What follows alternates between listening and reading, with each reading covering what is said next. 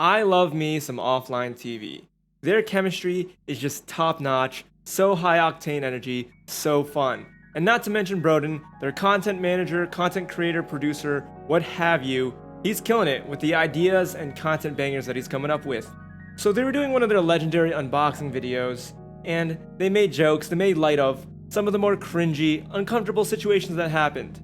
I'm talking about this. Yeah, they have a little message for everyone. Wait. Look at how much they wrote for every single person. This is my part.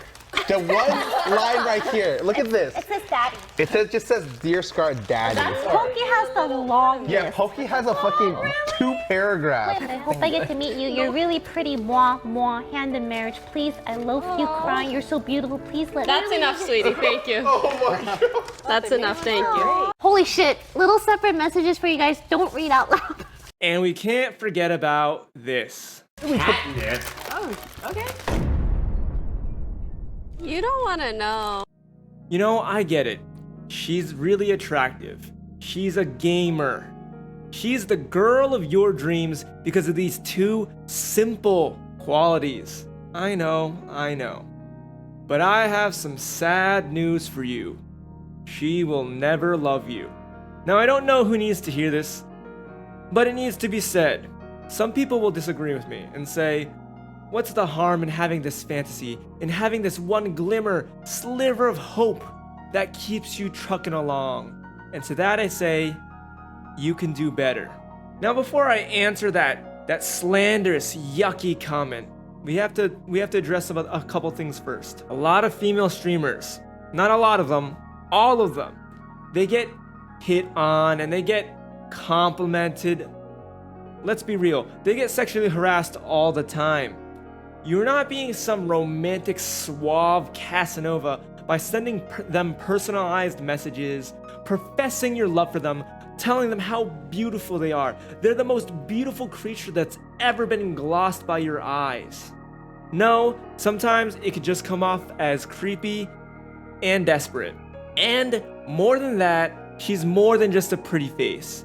She has more to offer this world than just being eye candy. It's kind of insulting, kind of pathetic to suggest that's the only reason you're in love with her. Just because you want someone to fawn all over you and dote on you and compliment the heck out of you and make you feel special doesn't mean someone wants that from you. You don't love people the way you want to be loved. You love them how they want to be treated. Just some food for thought. And the more you normalize this kind of harassment and flirting and casual, harmless, whatever comments, the more it's normalized, the more you make light of it. You know, in the worst cases, it could lead to this. What happened to Amaranth.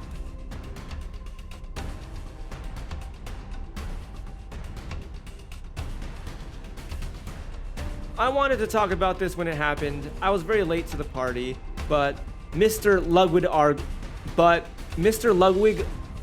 why the frick is his name so hard to say? But Mr. Ludwig Ogren and Mr. Moist Critical, they do a better job than I ever could explaining the situation. Go check them out if you want to know more. Now, in this specific situation, this specific video, I might be overacting. These people might just be trolling and having fun with their gift giving and their oh my god, maybe I can be in an OTV unboxing video. But I'm willing to bet there's a heck of a lot of people who really, actually, in the heart of their hearts, feel this way. So let's get to it. Let's be real. Pokimane is famous, relatively speaking. She's rich, relatively speaking. Why the flip is she gonna fall in love with some rando viewer who says the same recycled garbage that she hears all the time? And yeah, it's time to get to that slanderous, blasphemous, yucky comment I said earlier, that she will never love you and that you could do better. What do I mean by that? What I mean by that is that there's no better person. There is no one more worth your time than yourself. You cannot place your happiness and the reason you move on in someone else. That has to be on you. If you spend as much time obsessing over other people, other creators, consuming as much content as you do, if you put all that time, or even a fraction of that time, back into yourself, physically, emotionally, mentally, or spiritually, you would be a more fulfilled individual. And the more fulfilled you are, the happier you will be. Once you find your purpose in life, once you find your own reason to move on, once you love yourself, once you really appreciate what you are, what you have to offer to this world, and what you can do for it, you will be far happier than ever before. I'm no professional, I'm no psychologist, I didn't go to school for it. If you think about it, it just makes sense. Gamers are consuming all types of media. They're following streamers who social media, whose life is on a perfect reel, playback reel. Not only that, but gaming in and of itself is a different world. It's the perfect escape from the harsh realities, the yuckiness, the evil, the atrocities that happen in everyday life. So it took me a really long time, 20 plus years, to get to this conclusion on my own. And I've been there. I've said it once before, I'll say it again. I've been at rock bottom. I've trudged through the muck of life. The only thing getting me through it is the idea, the hope, the glimmer that someone will love me and that I can pour my love into that other person and then life will be worth it. But I found that I started to work out. I found content creation as a passion, something that really drives me, something that fuels the good old gas tank, something that makes me go. I found my inspiration.